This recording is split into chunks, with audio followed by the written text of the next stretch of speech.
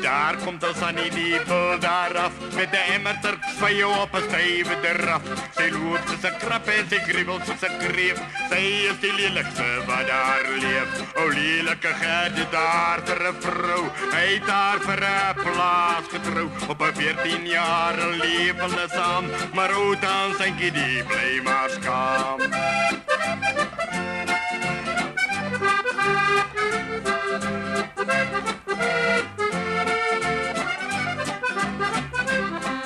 O Gert is maar een snaakse ou man. Zijn mond lijkt net zoals een wafelpan. Uit de boep en zoals een bierpakkie. Hij draait nummer 12 pakkie. Zijn voeten is zo groot als een drieskaartploeg. Loop een beetje rond en zij zomermoeg. Net 7 tarantallen en niet een hoener aan. Maar hou hem Gert die boer maar saam.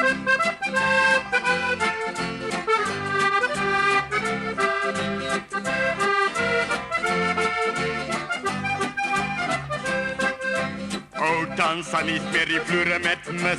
Daar in die hoek staan man poer en gis. Voor haar nou Gert kan zij een dop. En geloof me die goed is een mulses kop. O, dan staan die zij is zo vet. Zij stoot om Gert van die dubbel bed. Die komt bij ze stukkend en haar kroon steek uit. En zij snort zo hard dat je hoort het uit.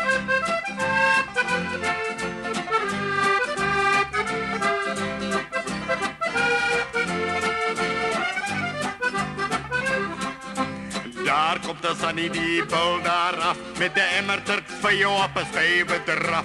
Zij loopt ze krap en ze kriebelt ze kreef. Zij is de lelijkste wat daar leeft.